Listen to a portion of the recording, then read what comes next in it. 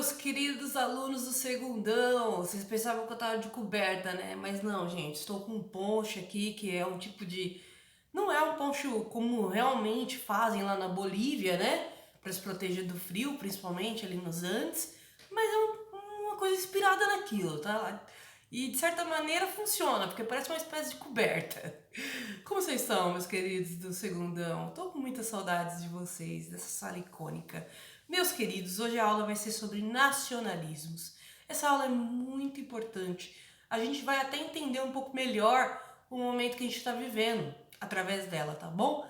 Então, preparem a cabeça de vocês para fazer aquelas brisas filosóficas, reflexivas que vocês sempre fazem comigo através dessa aula, beleza? Sintam-se à vontade, então sentem-se, pega o cafezinho ou chá, né? Ou água, tanto faz. Eu prefiro uma bebida quente, ainda mais nesse frio, né? E já vamos começar a nossa aula. Obviamente estarei enviando um slide para vocês, né? E é lógico, galera, eu não tenho a lousa para ficar desenhando mais, entre outras coisas, né? Não tenho meus equipamentos para ficar desenhando também toda a aula, mas de alguma maneira a gente vai orientando vocês, nem que seja por uma espécie de lousa virtual aí, tá? Então, primeiro fator, eu preciso comentar uma coisa muito importante. Para eu que sou de esquerda, esse fato é um fato importantíssimo, né? Mas para quem é de direita também é, porque marca uma divisão de pensamento até dentro da direita política, que foi o surgimento do primeiro movimento operário expressivo da história, tá? E eu vou explicar por que marca os dois espectros políticos, tá bom? Então vamos começar pelo básico, né? Esse movimento é conhecido por Comuna de Paris. Ele aconteceu em 1871, tá? Foi nele que o símbolo vermelho, da bandeira vermelha, se tornou o símbolo dos trabalhadores, né? Uma vez que, quando você está sendo explorado, né? Quando o chicote bate ali no trabalhador escravizado, quando o trabalhador morre no meio da maquinaria, tudo que sobra são o seu sangue, né? O sangue derramado por aquela profissão. Uma vez que nessa época não haviam direitos trabalhistas, a maior incidência assim, de morte acidental que existia nessa época era em produção, tá? Tanto produção industrial quanto, por exemplo, produção civil, né? O Chico Buarque tem uma música maravilhosa aí sobre essa questão do trabalhador que simplesmente morre, né? E ninguém liga pro fato dele morrer e tudo mais. Eu tô com a música Cotidiano na cabeça, mas não é essa música. É Construção. Construção. Sabia que ia vir uma hora o nome dessa música. Construção do Chico, passa-se... Essa música primeiro, meus queridos, ouçam. Pra vocês entenderem porque o cara é um bruxão das letras, tá? Primeiro que ele fez uma música com rima rica, que ele simplesmente troca as palavras de lugar durante o passar da música e ela continua tendo rima rica. O cara é um... E ele troca assim, literalmente. Ele não troca só as últimas palavras, ele troca frases inteiras, muitas vezes, né? Segundo que ele conta a história de um operário que estava no meio de uma construção, caiu, morreu e ninguém ligou, né? Ninguém ligou para ele, porque era uma vida de um operário. Se fosse a vida de um famoso, né? De uma pessoa da alta sociedade, provavelmente as pessoas estariam fazendo luto, a mídia teria parado tudo, teria sido decretado luto oficial, né? Porém, meus queridos, como era um reles mortal trabalhador, ninguém ligou, né? Então foi uma maneira do Chico chamar atenção, né, para as mortes de operários, né? Principalmente nesse caso aqui mais específico, né, da música, com as más condições de trabalho, né? E é legal porque você entra no cotidiano do operário, né? Você entra como se você estivesse por dentro da cabeça dele na música. É genial a letra, né? Então, assim, ninguém nunca ligou muito para a classe trabalhadora. A classe trabalhadora sempre sofreu o pior tipo de situações que vocês imaginar, né? Quando eu falei do sufrágio para vocês, lembra que eu comentei da condição das mulheres na indústria? O quanto é, assim, aterrorizante. A gente teve a oportunidade também de ver o filme Sufrágio.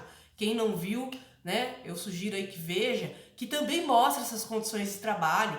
Então, uma coisa que a gente vai observar durante o século XIX é que a maioria dos movimentos sociais mais expressivos vão vir das grandes massas operárias trabalhadoras. Então, se os trabalhadores são expressivamente o maior movimento social da sociedade, pela sua quantidade, primeiramente, né, são os contingentes mais populosos da sociedade, e também pela sua força, né, de reivindicação, isso vai ser uma coisa que tanto a direita política quanto o surgimento da esquerda dentro desses movimentos, né, é de se observar. Então, tanto a direita vai passar a olhar esses trabalhadores com um pouco mais de cuidado, né, vamos dizer assim, e quando eu digo mais de cuidado, é de mais técnica, tanto de dominação quanto de sensibilidade, né, de você, no caso de uma social-democracia, né, que eles vão olhar para as reivindicações dos trabalhadores e vão abrir espaço para elas. Porém, eu estou falando também de elites que falam, pô, não dá pra gente ficar ignorando isso daí não, hein? Porque uma hora a nossa cabeça vai rolar. Então, se a gente não fizer um projeto de nação para essas massas também, a gente vai dançar no meio desse rolê. E dito e feito, né, galera? Na Comuna de Paris, a gente tinha um impasse entre a França e a Prússia, né? Na época, muita gente acha que a Prússia era a Rússia, mas não era, tá, galera? Eram os países germânicos, né? Próximos aí da Alemanha e Austrália. Então a gente vai ter uma guerra franco-prussiana nessa época, que vai ocupar a maior das entidades de controle populacional, que é o Exército, né? A Guarda Nacional. Porém, parte dessa Guarda Nacional se nega a ir para essa guerra, uma vez que era apenas de interesse da alta elite essa guerra. A população não ia ganhar nada com essa guerra, pelo contrário, eles iam morrer nessa guerra, né? Então vai ter uma revolta desses soldados, eles vão se juntar com a população, com alguns burgueses que se sentiam afetados. Pessoal, quando eu digo burgueses que se sentiam afetados, é que até dentro da burguesia existe recortes. Eu sei que isso parece uma loucura pra gente, mas dentro da própria burguesia, de como ela se consolida no poder, existem alguns recortes de classe. Agora a gente vai chegar num nível loucura de entendimento político, que é a modernidade, né? Então, assim, o burguês que é dono de grandes indústrias, né? Que é dono de indústrias de transporte, por exemplo, né? Que são indústrias vitais para o capitalismo, ele tem muito mais poder político, muitas vezes, do que um burguês que é dono de um negócio, de um varejo, por exemplo, né? Então, por exemplo, entre um burguês que é dono de um grande transporte, no momento de guerra, para ele é lucro, porque ele vai produzir os equipamentos para a guerra, né? Daquele tempo. Agora, para um burguês que é dono de um varejo, um momento de guerra é um prejuízo. É horrível para ele, né? Então, assim, mesmo dentro da burguesia, existem momentos que a burguesia não dialoga de igual para igual. E aí, nesse caso, essa burguesia que está se sentindo extremamente afetada na França vai se juntar com essas causas dos trabalhadores. Isso a gente vai ver várias vezes ao longo da história, tá bom? Então, assim, aí acontece a Comuna de Paris, que é um governo instaurado, né, em maio, que tem reivindicações extremamente radicais, no sentido de emancipação popular, né? Esse governo, como que ele vai deixar de surgir? Primeiro porque ele não era tão articulado no sentido de ter um projeto de governo. Eles não tinham uma ideia do que fazer com o Estado. Foi um feito incrível ocupar a cidade de Paris, que é o centro da França, né? Que é a cidade capital dali. E como é a cidade capital, isso é um problema do capitalismo também. Como eles concentram muito poder geralmente na mesma cidade, se você ocupa essa cidade, você consegue, de maneira geral, manipular muito poder também, né? Então, eles ocuparam Paris e com essa ocupação de Paris, eles vão começar a iniciar um novo governo, uma espécie de governo republicano, com ideais tanto socialistas quanto anarquistas. Então vão surgir cooperativas, né? E eles vão ocupar as fábricas. Um fato muito importante é esse, muita gente esquece, mas a Comuna de Paris teve a primeira forma aí de socialização dos meios de produção que a gente viu num teor socialista anarquista da história. E transformação em cooperativa, onde não há um patrão, né? Onde os trabalhadores têm que dividir os lucros, né, entre aspas, porque já deixa de ser lucro no caso, né? Mas eles dividem basicamente o resultado dessa produção, essa riqueza, né? E eles dividem também com a sociedade. Então tem a cooperativa não é só cooperativa dentro dela, mas ela coopera também em termos sociais, né? Ela tem uma função social, né? Além da própria função dela, que é gerar riqueza, gerar emprego, né? Dentre outras coisitas mais aí. Então, assim, meus queridos, né? A gente está vivendo esse contexto em que os parisienses estão depondo Napoleão III e propondo um governo onde ideais anarquistas, socialistas e alguns ideais burgueses também são ouvidos E aí surge a bandeira vermelha, a Comuna de Paris, o hino da Internacional, que é um hino conhecidíssimo. Em vários países comunistas, muitos trechos dos hinos foram acrescentados, inspirados, né, na Internacional. Alguns adotam até a Internacional como o próprio hino, né? Um hino que evoca a ideia de união dos trabalhadores. Vale prestar atenção que a maioria dos hinos nacionais, meus queridos, falam de morte à pátria, né? Na Internacional ninguém fala de morte à pátria, não. Então vale a pena dar uma conferida aí na letra para vocês entenderem a diferença, né? É raríssimo você ouvir um hino nacional que não fala de morte à pátria, né? Inclusive no próprio hino da União Soviética, por exemplo, se eu não me engano, fala, apesar de ser um hino socialista, né? Só que aí já é um outro sentido de pátria, seria pátria dos trabalhadores, né? Enfim, não dá para fazer um paralelo de dizer que é parecido, né? Então assim, continuando, meus queridos, a Comuna de Paris, por que ela foi pro vinagre? Primeiro porque a Comuna de Paris, ela não tinha um projeto de governo. Então eles não articularam o que fazer no futuro para proteger essa propriedade dos trabalhadores. Uma vez que eles não contavam com o fato de ter uma reação burguesa, né? E lógico que teve. Vocês acham que a burguesia ia perder a França, gente? Nunca! Que está no coração do capitalismo europeu, né? Então o que acontece? Várias burguesias em volta, em torno da França, se unem para destruir esse governo republicano da Comuna de Paris, tá? E funciona, tá? Isso não vai ser a primeira nem última vez que a burguesia internacional vai se unir para destruir um governo de caráter de esquerda. Isso vai ser uma característica, gente, que vai vir até o século XXI, né? Então, assim, que é o que aconteceu recentemente na Bolívia, né? Mas assim, gente, só para vocês recapitulando aqui, vamos fazer isso na Comuna de Paris, vamos fazer isso no México, né? Porque vai ter uma revolução libertária no México bem no começo assim, do século XX, né? E a união das burguesias, principalmente em torno ali da América, né? Vão depor esse governo aí do México. Vai ser dessa maneira que os Estados Unidos vai, inclusive, cooptar territórios do México.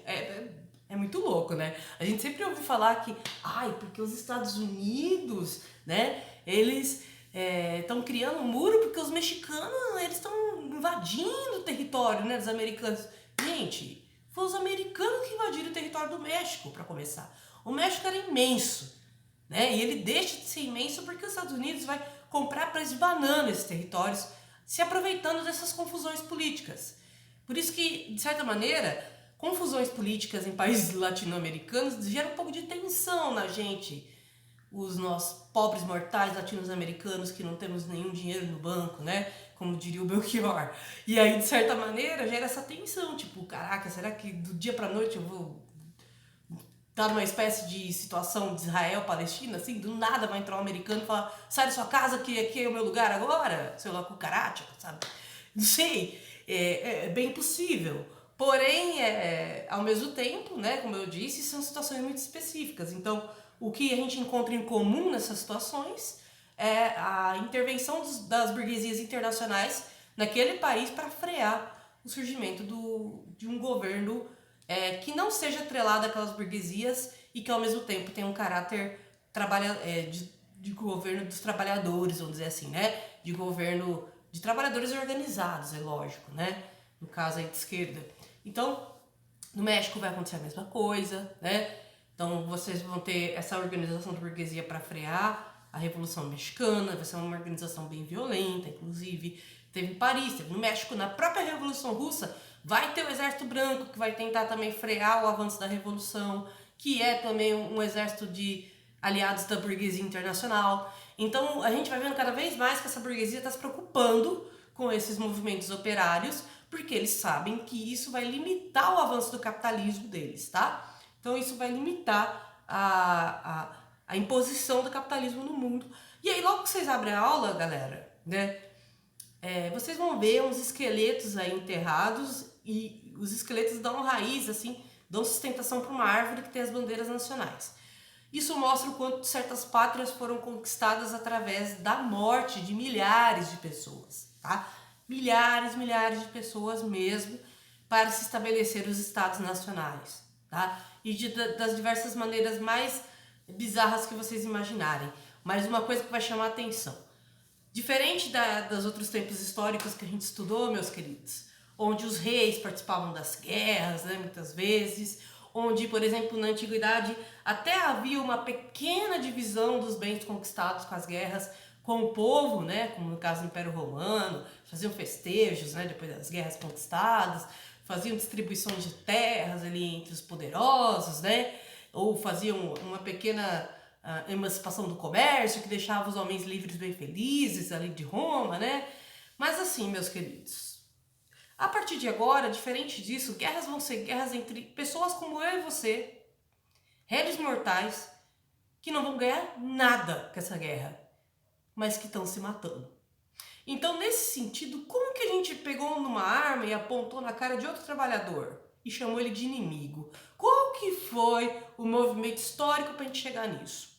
Né? Porque se a gente está numa tomada de consciência internacional da burguesia aqui e também dos trabalhadores, né? Tanto que outro exemplo clássico é a Guerra Civil Espanhola, né? Onde os anarquistas libertários vão tomar o poder da Espanha, né?